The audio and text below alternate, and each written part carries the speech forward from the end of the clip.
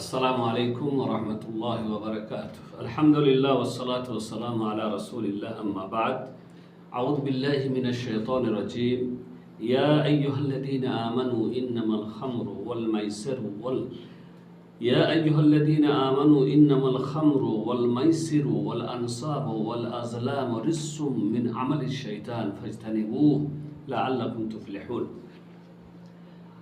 সুপ্রিয় দর্শক, আমরা যে বিষয়টি নিয়ে আলোচনায় আছি বা যে বিষয়টি নিয়ে আমরা আলোচনা করছি সেটার নাম হচ্ছে আল মুহাররামাত।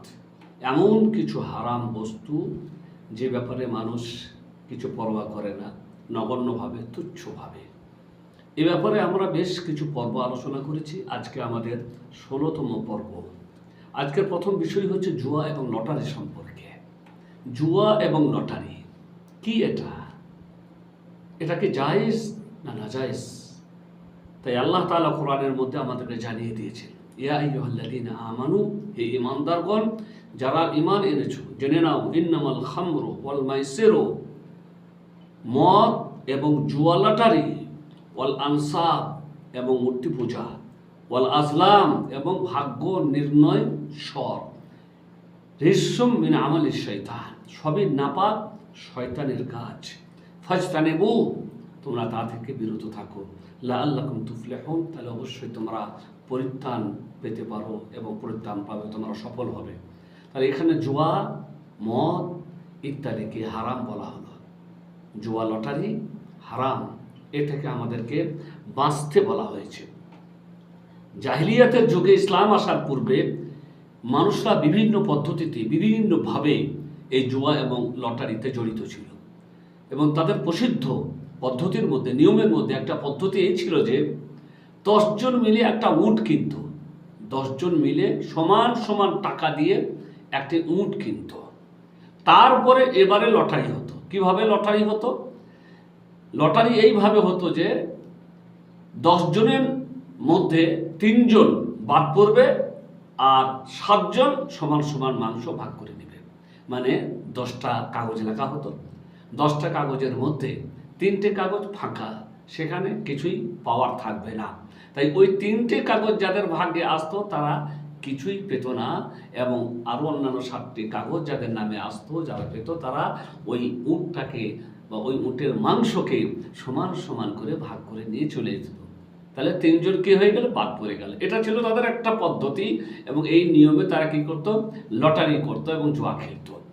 বর্তমানে আমাদের বিভিন্ন পদ্ধতি আছে। আমাদের বর্তমান যুগে বিভিন্নভাবে লটারি এবং জুয়া হয়। তার মধ্যে প্রসিদ্ধ হচ্ছে, যেমন বিভিন্ন জায়গাতে লটারির টিকিট বিক্রি হচ্ছে। আমাদের ভারতবর্ষে, অন্যান্য বাংলাদেশ, পাকিস্তানের মানুষ আমার মনে হয় এ ব্যাপারে চরম জ্ঞাত। রেলওয়ে স্টেশনে, বাস স্টেশনে এবং বিভিন্ন বড় বড় মার্কেটে বড় বড় দোকান আছে, যে দোকানে কি হচ্ছে? লটারির টিকিট বিক্রি হচ্ছে। লাখ লাখ টিকিট বিক্রি হবে, তার মধ্য থেকে 1 জন বা 2 জন কোনো সময় কিছু টাকা পুরস্কার হিসাবে পেয়ে যাবে। কারো ভাগ্যে 1 জন বা 2 জনের ভাগ্যে আসে, কোনো সময় পেয়ে যায়। বাকি লক্ষ লক্ষ মানুষ টিকিট কাটে। আর সেই কারণে যারা এই সমস্ত ব্যবসায় জড়িত তারা কোটি কোটি টাকার মালিক, কারণ অল্প কিছু দেয় আর বাকি সব তাদের থলিতে চলে যায়। তো মোট কথা হচ্ছে যে এটা একটা প্রসিদ্ধ পদ্ধতি, যেটা আমরা সবাই জানি। লটারি টিকিট বিক্রি হয়, ট্রেনে বাসেও বিক্রি হয়। অনুরূপভাবে আরও তরিকা পদ্ধতি হচ্ছে যেটা লটারি বা তরিকা পদ্ধতি যেটা আরও আছে, সেটা হচ্ছে যেমন বড় বড় দোকান, মার্কেটে, সুপার মার্কেটে যাওয়া হয়, বড় বড় দোকানে যাওয়া হয়। সেই দোকানে দেখবেন, দোকানে গেলে যে সামান কেনা হয়, সেই সামানের ভিতরে অজ্ঞাত কিছু থাকবে। বলা হয় যে এটা কিনলে এর মধ্যে এই জিনিসটা পাওয়া যাবে। সব জিনিসের মধ্যে কিন্তু থাকবে না, কোনো জিনিসের কিছু রাখা হবে। কোনো জায়গাতে পয়সাও রাখা হয়, যে এটা কিনলে যে 500 টাকার নোট রাখা আছে কিংবা 100 টাকার নোট রাখা আছে। তাই মানুষ তখন ওই 100 টাকা বা 500 টাকার নোটটা পাওয়ার জন্য ওই জিনিসটা কিনে, কিন্তু সবার ভাগে কিন্তু তা জুটে না। কারণ ওই 100 টাকার বা 500 টাকার নোট কোনো একটা দুটাতে কী করা থাকে? রাখা থাকে। আবার অনেক সময় কী হয় যে আপনি সামান যখন কিনবেন তখন আপনাকে একটা টোকেন বা নম্বর দেওয়া হবে, আর সে নম্বর অনুপাতে আবার কী করা হবে? লটারি করা হবে। আর এই সমস্ত এই কারণে যে যাতে করে কাস্টমাররা আসে আর বেশি বেশি করে কিনে, এই কারণে যে হইতে পারে যে একটা গাড়ি আছে, গাড়িটা আমার নামে আসবে, কিংবা এই জিনিস আছে যে জিনিসটা আমি পেতে পারি, ফ্রিজ থাকে, আর অনেক কিছু থাকে। তো এই সমস্ত কিছু পদ্ধতি, নিয়ম যা কিছু বললাম সবই হারাম। জুয়া, লটারি এই পদ্ধতিতে বা যে কোনো পদ্ধতিতে করা হোক কেন সব কিছু হারাম। এ থেকে আমাদেরকে বাঁচতে হবে। অনুরূপভাবে আরও যে পদ্ধতি আছে, যে পদ্ধতি জুয়া বা লটারির আওতায় পড়ে, সেটা হচ্ছে ইন্স্যুরেন্স, ব্যবসায় ইন্স্যুরেন্স, জীবনের ইন্স্যুরেন্স, জীবন বীমা যেটাকে বলা হয়, গাড়ির ইন্স্যুরেন্স, অনেক সামানপত্রের ইন্স্যুরেন্স, পুড়ে গেলে ক্ষতিপূরণের জন্য ইন্স্যুরেন্স। আবার এই ইন্স্যুরেন্স মানে যেমন গাড়ি আছে, গাড়ির ইন্স্যুরেন্স আবার দুই ধরনের হয়। একটা বলা হয় শামিল। শামিল মানে হচ্ছে মানে সমস্ত ক্ষতিপূরণ কোম্পানি দেবে, আমার গাড়ির ক্ষতিও দেবে এবং যার সাথে ঠোকাঠুকি হয়েছে তারও ক্ষতিপূরণ দেবে। আর একটা হচ্ছে জিদ্দাল গাইর, মানে হচ্ছে আমি যাকে ঠকেছি আমার ক্ষতিপূরণ দিবে না, বরং যার সাথে ঠোকাঠুকি হয়েছে অন্য গাড়ির ক্ষতিপূরণ দেবে। এই ধরনের আরও অনেক তরিকা পদ্ধতি আছে, যে তরিকা পদ্ধতি সবই জুয়া এবং লটারির আওতায় পড়ে। এমনকি অনেক গায়ক আছে যারা তাদের কণ্ঠস্বরের বীমা করে, ইন্স্যুরেন্স করে। তাদের কোনো কণ্ঠস্বরে কোনো কিছু হয়ে গেলে তখন তারা নাকি লাখ লাখ কোটি কোটি টাকা পাবে। এসবই জুয়া, লটারি, যা থেকে আমাদেরকে বাঁচতে বলা হয়েছে। অনুরূপভাবে আমাদের বর্তমানে অনেক ক্লাব আছে, যে ক্লাবে বিভিন্ন পদ্ধতিতে জুয়া খেলা হয়। সবুজ টেবিল রাখা হয়, সবুজ টেবিল বলে প্রসিদ্ধ টেবিল, সেই টেবিলে জুয়া লটারি হয় এবং ওই টেবিলে এই মহাপাপ সম্পাদন করা হয়। অনেক খেলা আছে, সেই খেলাতে আবার জুয়া লটারি আছে। খেলাতে ঘোড়সওয়ার আছে, সেই ঘোড়সওয়ার বা ঘোড়দৌড় প্রতিযোগিতা, এই প্রতিযোগিতাতেও জুয়া এবং লটারি সামিল হয়ে গেছে। ক্রিকেটে জুয়া এবং লটারি সামিল হয়ে গেছে। মানে ধরা হয় এই ছক্কা লাগলে আমি এত টাকা দিব, এটা হলে আমি অত টাকা দিব। মানে বিভিন্ন পদ্ধতিতে জুয়া এবং লটারি, বরং পুরো খেলাগুলোই বর্তমানে জুয়ায় পরিণত হয়ে গেছে। যার কারণে এক একটা প্লেয়ারকে কোটি কোটি টাকা দিয়ে ক্রয় করা হয়। এক একটা প্লেয়ারকে কোটি কোটি টাকা দিয়ে। কেন এই কোটি কোটি টাকা ক্রয় করছে? কীভাবে সে টাকা পরিশোধ করবে? সেগুলি জুয়া এবং লটারির মাধ্যমে ওই টাকা তাদের কাছে আসবে এবং সেই টাকার থেকে আবার কিছু প্লেয়ার থেকে দিবে। তো বিভিন্নভাবে মানে খেলাধুলাগুলো আজকে জুয়ায় পরিণত হয়ে গেছে। যে জুয়া থেকে আমাদেরকে বাঁচতে বলা হয়েছে, সেই জুয়ায় আমরা আজকে জড়িত হয়ে পড়েছি। অনেক প্রতিযোগিতা হয়, সেই প্রতিযোগিতাতেও জুয়া এবং লটারি আছে।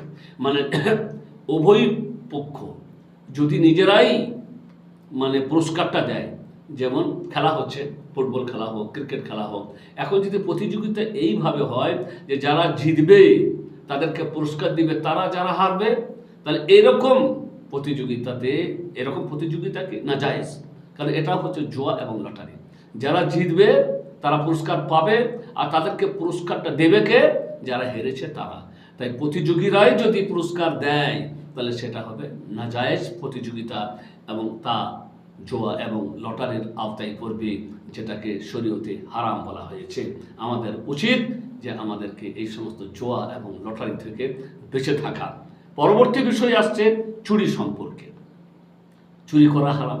যেমন জুয়া এবং লটারি হারাম, তেমনি চুরি করাকেও হারাম করেছেন মহান আল্লাহ রাব্বুল আলামিন।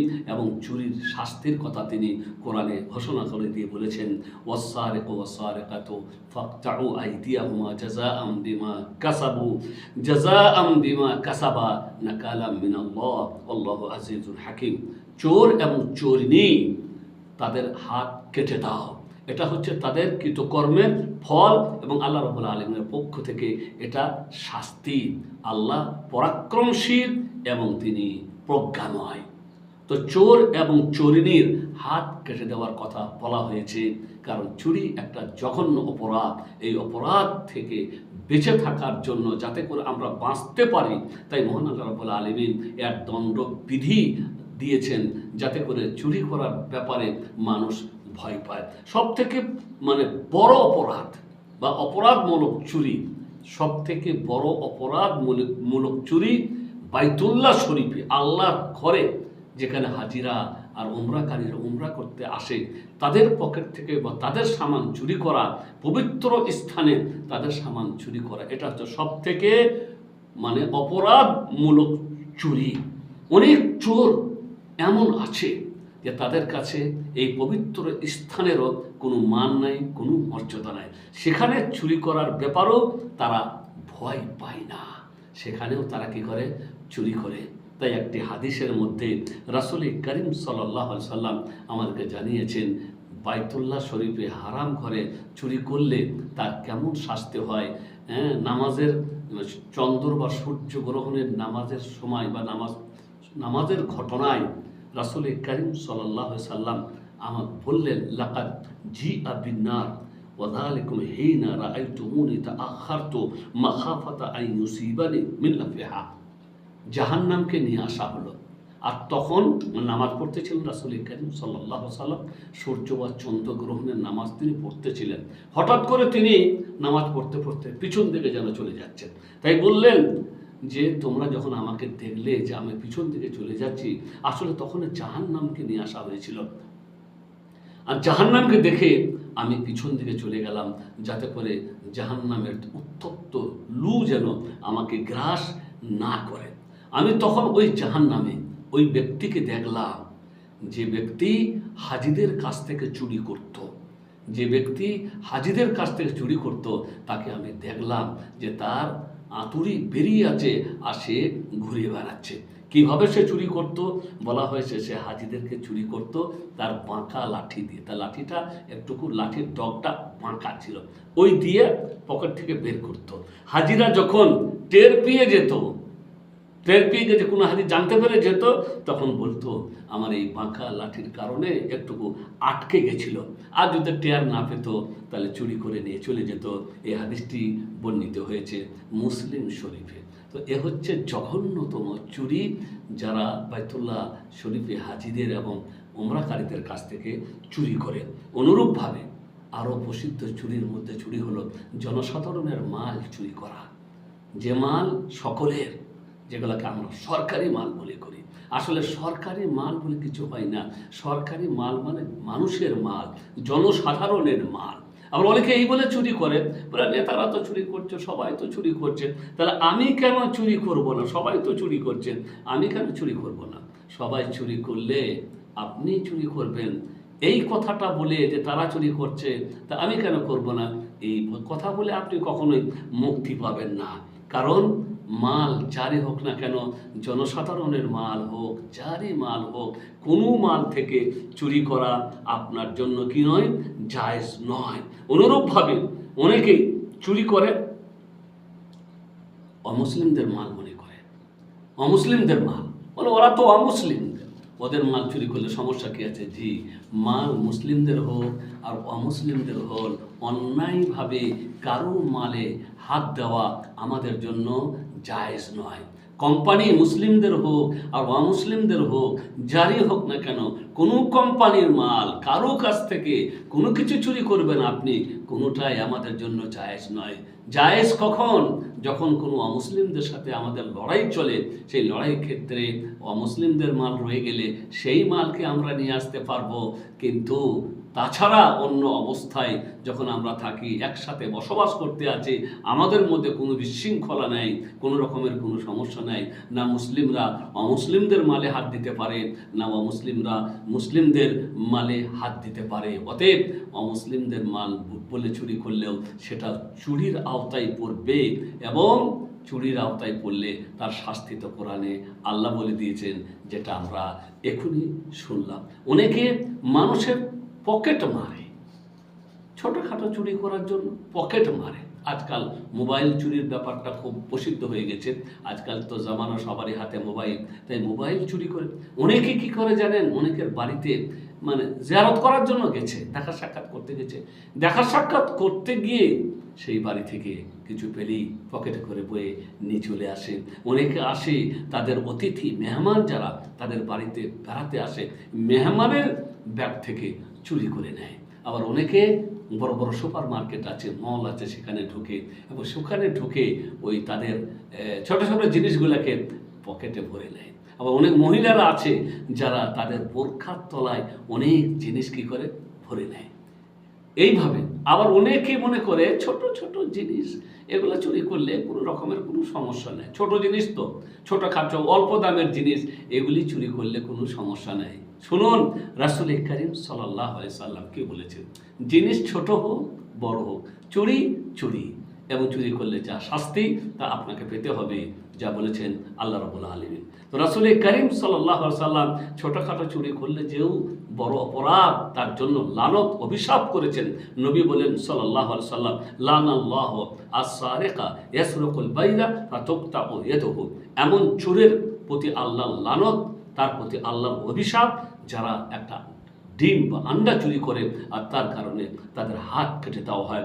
এবং এমন চোরের প্রতি আল্লাহর লানত, যারা কোনো একটা ছোট রসা চুরি করে আর তার কারণে তার হাত কেটে দেওয়া হয়। রাওয়াহুল বুখারী, এই হাদিস বর্ণিত হয়েছে বুখারী শরীফে। তাহলে বুঝতে পারা গেল যে চুরি ছোট হোক বড় হোক যাই হোক না কেন সবই হারাম। এই হারাম কাজে যারা লিপ্ত হবে তাদের জন্য রয়েছে কঠিন শাস্তি। হাদিসেও আল্লাহ রসুল বলে দিলেন এবং কোরআন থেকেও তা প্রমাণিত হলো। অতএব কেউ যদি কোনো মানুষের কিছু নিয়ে নেয়, তার উচিত সেই জিনিসটাকে তার কাছে ফিরিয়ে দেওয়া। বেঁচে থাকতেই মরার আগেই যেন কারো কাছ থেকে কোনো জিনিস চুরি করে থাকলে সে যেন তার কাছ থেকে তাকে সরাসরি ফিরিয়ে দেয়। সরাসরি, ভাই আমি ভুল করে নিয়ে নিয়েছিলাম, এটা তোমার, নিয়ে নাও। হয় সরাসরি দিয়ে দেবে, আর যদি সরাসরি নাও দেয় তাহলে গোপনভাবেও তার জিনিসটা যাতে তার কাছে পৌঁছে যায় সেটা তার ব্যবস্থা করবে।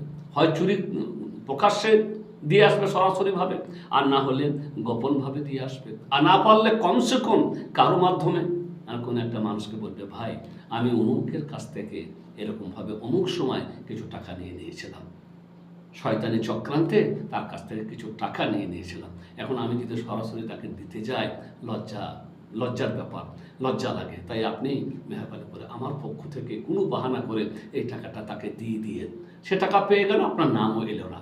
তো হয় আপনি সরাসরি প্রকাশ্যে তার কাছে যাবেন, তাকে দিয়ে দিবেন, আর না হয় গোপনে আপনি তার কাছে পাঠিয়ে দেওয়ার চেষ্টা করবেন, কারো মাধ্যম গ্রহণ করবেন এবং কারো মাধ্যম গ্রহণ করে তাকে তার কাছে পৌঁছে দিবেন। যদি তার কাছে যাওয়া সম্ভব না হয় এবং তার ওয়ারিসিন যারা, তাদের কাছেও যদি যাওয়া সম্ভব না হয়, প্রচেষ্টা করার পরেও যদি সম্ভব না হয়, তাহলে সেই টাকা ওই মানুষের নিয়তে আপনি দান করে দিবেন। ইনশাআল্লাহ তাআলা যার টাকা সে তার সওয়াব পেয়ে যাবে। আশা করি আমরা বুঝতে পারলাম। আল্লাহ রাব্বুল আলামিন আমাদেরকে তৌফিক দান করুন। ওয়া সাল্লাল্লাহু আলা নবিয়িনা মুহাম্মদ ওয়া আলা আলিহি ওয়া সাহবিহি আজমাইন। আসসালামু আলাইকুম ওয়া রাহমাতুল্লাহি ওয়া বারাকাতুহু।